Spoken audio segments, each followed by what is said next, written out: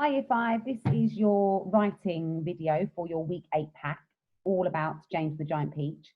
And this week we are focusing on writing a letter. So I'm going to go through just a brief summary of the context of your letter, and then I'm going to talk to you about the success criteria and go through an example of just the first paragraph. And prior to that, I'll also go through the structure of a letter so you know how to set it out. So I'm just going to make this big. Let's begin.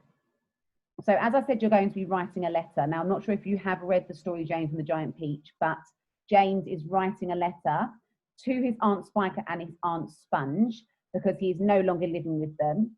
And he doesn't have the best relationship with his two aunts. They can be quite mean. So we need to consider that when we're doing our writing today, and try and get that across in our tone of voice.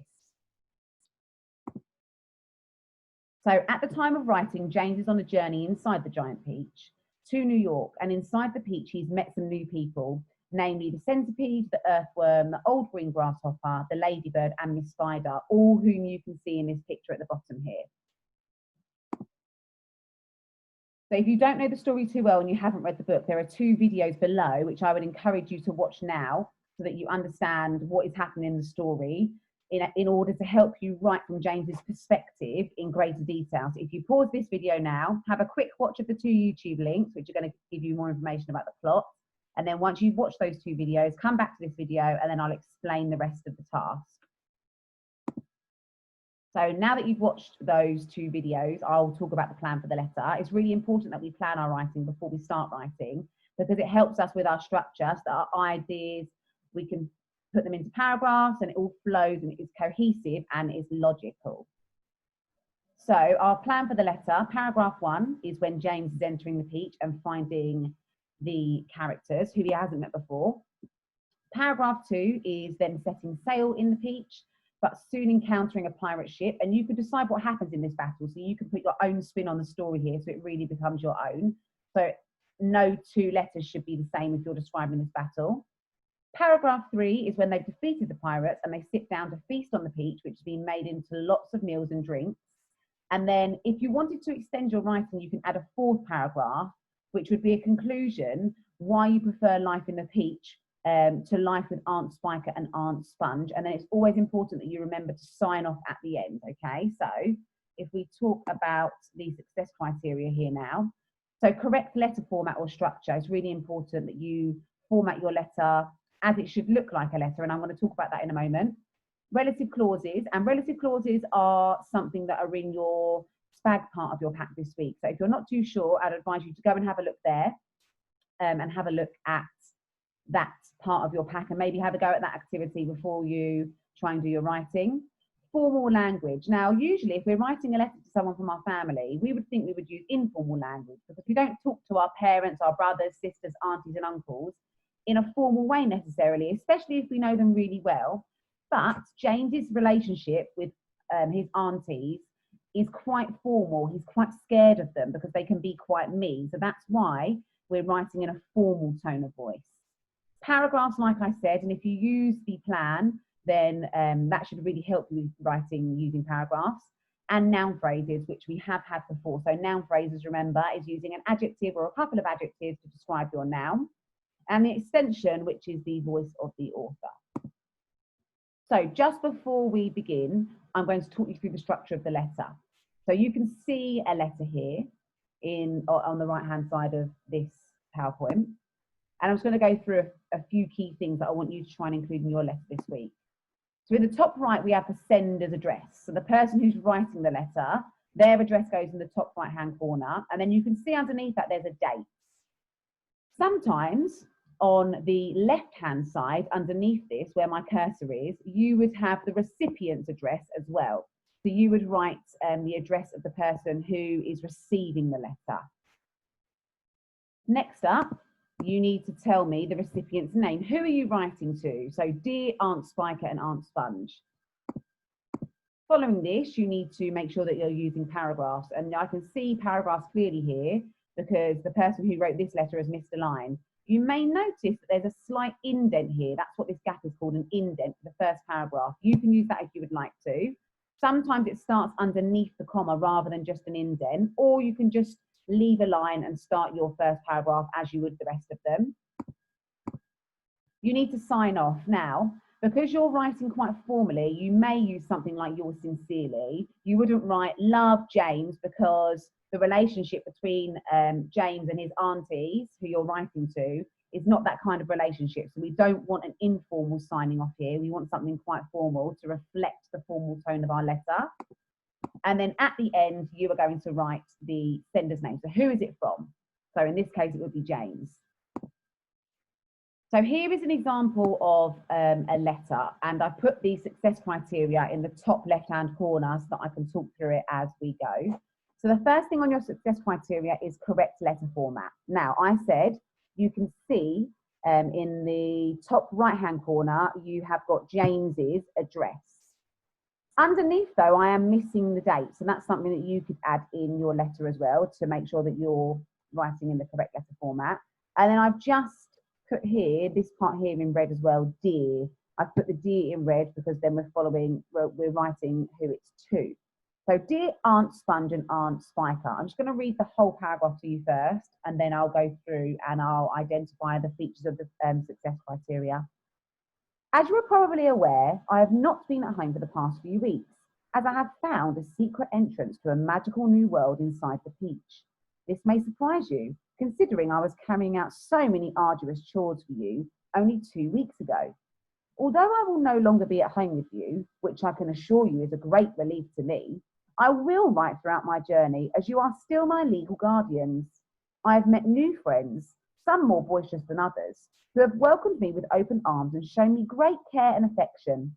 I must be totally honest, I thank you both, for if you had not asked me to clean the rubbish by the humongous peach, I would not have found that small passage into this incredible world. The dear, kind ladybird has been more of a motherly figure in my life than either of you two. The old green grasshopper, who is a very dear friend of the ladybird, has allowed me to relax and enjoy myself. So this is just a brief introduction to the letter. James is telling his aunties what's been going on and where he is.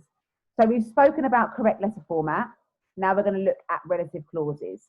So a relative clause is when you are adding extra information into your main clause. So in your sentence, you would have your main clause, which would make sense by itself. And then you would have your relative clause that normally adds extra information about the noun. Now, we can tell a relative clause from a subordinate clause because a relative clause uses a relative pronoun. For example, who or which maybe. They're examples of relative pronouns which start off our relative clause. And our relative clause is usually marked by commas. So if we go down to this sentence here, starting with although, we'll read that whole sentence and then we'll discuss the use of the relative clause in that sentence. So it says, although I will no longer be at home with you, which I can assure you is a great relief to me, I will write throughout my journey as you are still my legal guardian. So this part here, which I can assure you is a great relief to me, is your relative clause.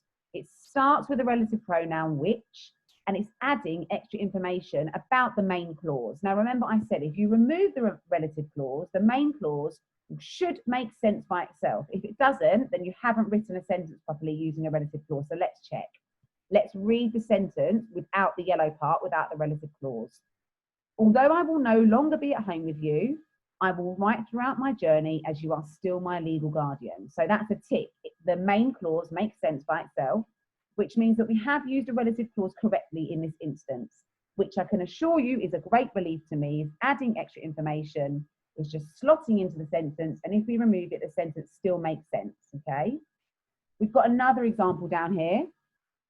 I have met new friends, some more boisterous than others, who have welcomed me with open arms and shown me great care and affection. So remember again, if we take out that relative clause, that sentence should still make sense by itself. So I want you to check that one to make sure that it makes sense.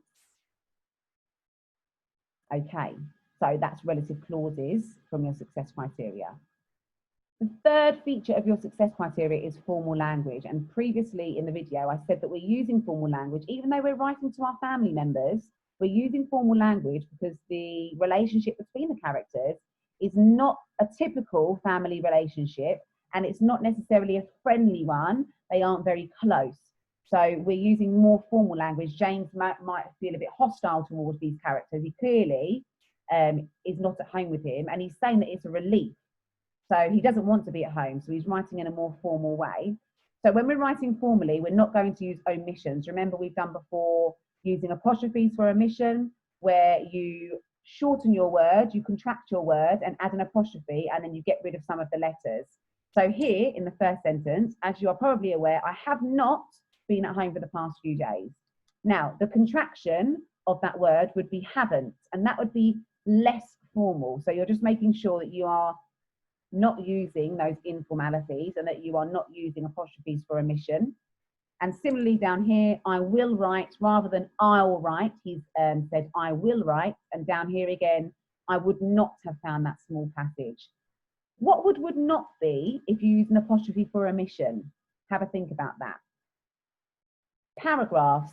Now, I said that in the example, the first paragraph had a slight indent. We haven't used an indent here, and that is fine as well. We've just skipped a line and started our paragraph here. If you were to use an indent, then your as would be underneath your comma here, and you wouldn't miss a line. So as would be all the way up here underneath your comma, and that's where your first paragraph would start. Then when you were writing your second paragraph, you would skip a line and start your next paragraph underneath. And remember to use your plan to help you with your paragraphs. Each new paragraph will write about a new idea. And then lastly, we have noun phrases here. So remember, a noun phrase is describing that noun. So we have an adjective or a couple of adjectives to describe our noun, just to help the reader imagine what we are talking about. And there are so many noun phrases in this first paragraph alone. So that's something I really want you to try and use. We've got secret entrance, not just the entrance, it was secret. So that maybe tells us that it was a special place where they were. And following on, magical new world. So this emphasizes the fact that the secret entrance was leading to something magical that maybe not everyone knew about.